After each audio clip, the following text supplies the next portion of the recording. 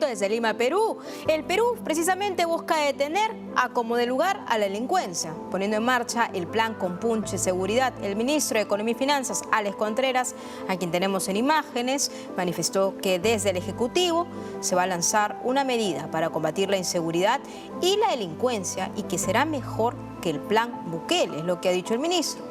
Contreras ha indicado que son 30 medidas las que se pondrán en marcha en sectores como educación, salud y en los programas sociales que requerirán de un presupuesto robusto durante la presentación del marco macroeconómico multianual.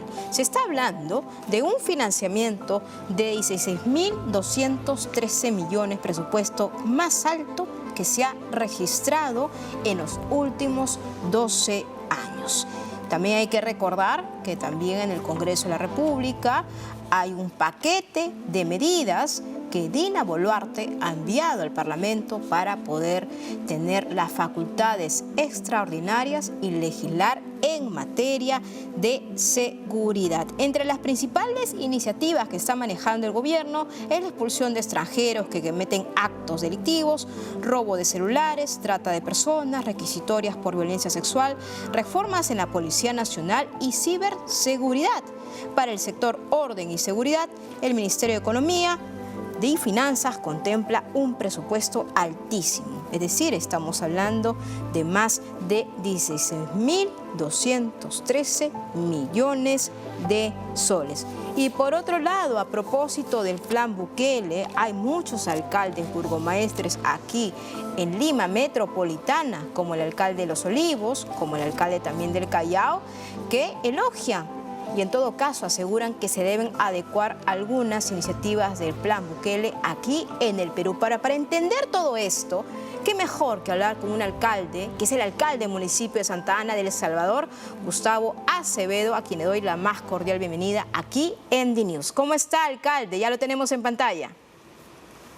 Hola, hola, ¿cómo estamos? Muy buenas tardes. ¿Cómo está, alcalde? Lo está viendo toda Latinoamérica. Definitivamente el plan Bukele está en boca de muchos, sobre todo en el Perú. Ha habido viajes también de alcaldes hacia El Salvador porque quieren entender cómo funciona este plan que se ha implementado y para muchos ha sido un éxito. Pero para poder entender, por favor, quisiera que usted narre a toda Latinoamérica, a todo nuestro auditorio que nos está viendo, de cómo era antes Santa Ana y cómo se ha convertido luego a las disposiciones de Nayib Bukele. Bueno, realmente Santa Ana vivía desde mucho antes de la pandemia del coronavirus, una pandemia de delincuencia. Yo creo que según lo que nosotros vimos en el territorio, teníamos comunidades en las que ni siquiera se podía entrar. Básicamente existían fronteras invisibles. Es más, el mismo gobierno de Estados Unidos había puesto algunos avisos internacionales para que sus ciudadanos no vinieran a nuestro país y éramos catalogados como el país más peligroso del mundo, donde no existía una guerra civil, donde no había una guerra de carácter religioso, donde no había una guerra entre países, sino que éramos el país más peligroso del mundo sin haber ningún tipo de conflicto entre situaciones externas a la nuestra, sino que a pura delincuencia interna éramos el país más peligroso del mundo. Y ahora, sin lugar a dudas, con esos anuncios que da el propio Nayib Bukele, el propio presidente de El Salvador, de que incluso la tasa de homicidios ha bajado, está en cero, hasta los índices lo dicen. Bueno, son datos gubernamentales que salen desde la propia oficina de Nayib Bukele. Ahora, alcalde, usted en su visita a Lima, porque sabemos que se ha reunido con algunos burgomaestres, incluso con el alcalde de Lima, ¿cuál es su balance acerca de lo que vienen gestionando, primero, los alcaldes aquí de la capital peruana? Y segundo, ¿qué experiencias ha traído también luego de su viaje? Bueno, realmente esto comenzó desde febrero de este año, en la cual a través de la Misión Internacional de Ciudades Seguras, en la cual engloba el trabajo de alcaldes municipales compartiendo experiencias. En nuestro caso personal como El Salvador, realmente siempre éramos conocidos a nivel internacional por noticias malas.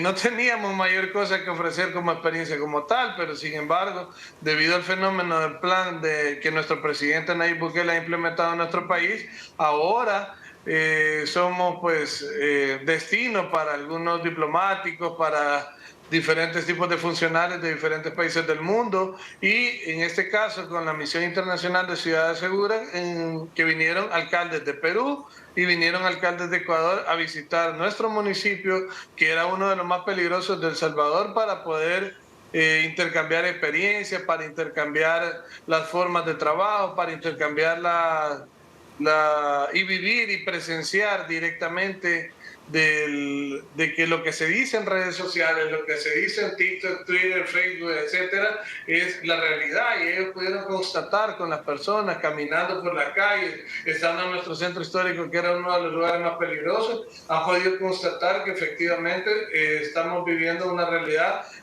sumamente segura y totalmente diferente a lo que teníamos en El Salvador. Ahí nace la idea, pues, de este trabajo en conjunto y de estos hermanamientos que hemos hecho con la alcaldía de San Martín de Porres, con el alcalde Cifuentes, con el alcalde de Ciudad de San Miguel, con el alcalde del Callao, el señor Espadaro, con el alcalde de Lima, con quien estuvimos también compartiendo un hermanamiento. Hemos estado, pues, con diferentes funcionarios de su país, compartiendo la experiencia en el Congreso de la República de Perú, y además de eso, pues, compartiendo con diferentes áreas de la sociedad que conforman, pues, la parte... ¿En qué consiste, alcalde, esta cooperación?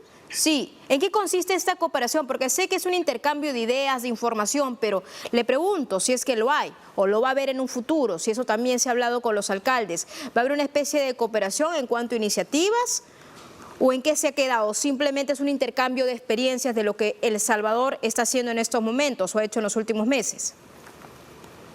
Bueno, realmente es parte de explicar el know-how de cómo nosotros lo hemos estado trabajando. Es un cambio de experiencia, porque nosotros, desde la parte... O sea, acuérdense que los alcaldes en cada uno de los municipios estamos enfrente de la línea de lo que es entre el ciudadano común y corriente y el gobierno. Eso quiere decir que los alcaldes, a través de las diferentes unidades que conformamos, somos la primer frente donde las personas llegan, pues, a pedir ayuda, a pedir cualquier tipo de apoyo, etcétera, etcétera. Aquí en El Salvador, pues, habiendo comunidades sumamente pobres, un país en subdesarrollo, abandonado por 30 años, los alcaldes somos, pues, la primera vía directa entre lo que es el gobierno y el ciudadano común y corriente. Por lo tanto, la alcaldía municipal es donde vienen, pues, las primeras denuncias. Entonces empezamos a explicar, empezamos a contar nuestra historia para que ellos puedan de alguna manera replicar o tomar de algunas cuestiones A, B, C, D, E, no necesariamente en plan como tal, sino que el know-how de lo que nosotros estamos haciendo, sin recursos, sin el dinero, sin la capacidad económica que Perú tiene, que es muy grande. Nosotros mismos, yo pude constatar ahora que fui, de que hay municipalidades que tienen una cantidad de recursos que ya quisiéramos nosotros en El Salvador tener siquiera una cuarta parte de lo que ellos tienen, con la capacidad de poder trabajar de una manera articulada con los diferentes sectores del gobierno. Aquí en El Salvador lo que ha existido es un liderazgo y una gran voluntad política de todos los sectores, y el liderazgo sobre todo del presidente Nayib Bukele, el cual ha dictado, ha trabajado, ha presentado, ha dicho, ha mencionado, ha argumentado y articulado los esfuerzos entre todos: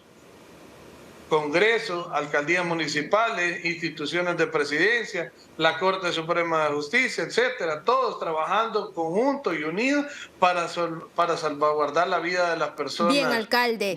Sin embargo, también hay detractores, ¿no? Y acá hablamos de las denuncias contra los derechos humanos, sobre todo. ¿Qué tiene que decir al respecto? Porque evidentemente lo he escuchado y también he recibido algunas opiniones aquí al Perú en el respecto. Bueno, eso es... En todas partes vamos a tener algún tipo de reacciones. Definitivamente, para El Salvador, para nosotros como alcaldes, para el presidente, para todos, ha prevalecido los derechos humanos de las personas correctas, han prevalecido los derechos humanos de las personas trabajadoras, de los comerciantes, de los empresarios, de las personas de familia, de los que quieren sacar adelante un país, por sobre todo los derechos humanos de todos estos personas que han sido en alguna manera cometido los delitos, que han extorsionado, que han matado, que han hecho masacres, que han robado, que mataban por deporte, de personas que se juzgaban con unas leyes sumamente blandas, que solamente les tenían presos por una rueda de caballitos en las cuales llegaba la denuncia el domingo, el lunes se articulaban los esfuerzos para poderse capturar, el martes se presentaban los requerimientos fiscales, que es la unidad aquí en El Salvador que hace las intimaciones o los detalles de las incriminaciones en los tribunales, el miércoles se presentaba ante la Corte Suprema de Justicia en los juzgados, y el jueves salía libre, y salían más enojados, bravos, molestos, tanto con el que lo había denunciado, con el policía que lo había capturado, con las personas que lo habían transportado, con el fiscal que lo había acusado, y mataba a todas esas personas y mataba incluso a todas sus familias. Eso es coartar los derechos humanos de las personas que quieren hacer bien, sacar un país adelante. Eso es coartar los derechos humanos de las personas buenas. Las personas aquí en la alcaldía municipal no podíamos ayudar a una comunidad porque nos coartaban el derecho de circulación, nos coartaban el derecho a la vida, nos extorsionaban. Esos derechos humanos realmente ya eran violados todos los días por esas personas. Usted ha relatado muy bien, ha descrito en parte lo que sucede en el Perú, en el sentido de que se captura al delincuente, bueno, llega el fiscal, se hacen las imputaciones, las diligencias, luego llega el juez y el juez lo deja en libertad y sigue delinquiendo, y bueno, evidentemente ese ciclo nunca termina. Realmente. Exactamente, es algo que también sucede aquí. Pero claro, alcalde, aquí también lo que llama poderosamente la atención es que, si bien, como usted ha dicho, bueno, las personas de bien tienen derechos humanos, pero en todo caso los criminales no tienen derechos humanos, es lo que me quiere decir. Pues valen más los derechos humanos de las personas correctas que los derechos humanos de los criminales. Así de fácil. Valen más los derechos humanos de las personas correctas que los derechos humanos de las personas que han delinquido. Es más, las constituciones de muchos países del mundo le quitan los derechos a las personas cuando son llevadas a los diferentes centros de confinamiento, cuando son apresados o cuando en algún momento van tras la reja, ellos pierden sus derechos constitucionales. En muchas constituciones a nivel mundial, no solamente en países centroamericanos como el nuestro, sino que en muchos países ellos pierden sus derechos, definitivamente. Pero para El Salvador los derechos de las personas que hacen el bien valen mucho más que los derechos de las personas que delinquen y matan todos los días. Queda clarísimo su postura y le agradecemos por estar aquí en DNews. Ha sido el alcalde del municipio de Santa Ana, El Salvador, haciendo una descripción de lo que pasaba antes y cómo se vive ahora en Santa Ana, en toda esa jurisdicción, y también de las experiencias que ha compartido con unos alcaldes. Muchas gracias al alcalde del municipio de Santa Ana, Gustavo Acevedo, por esta entrevista. Muy buenas tardes. Bueno, muchas gracias.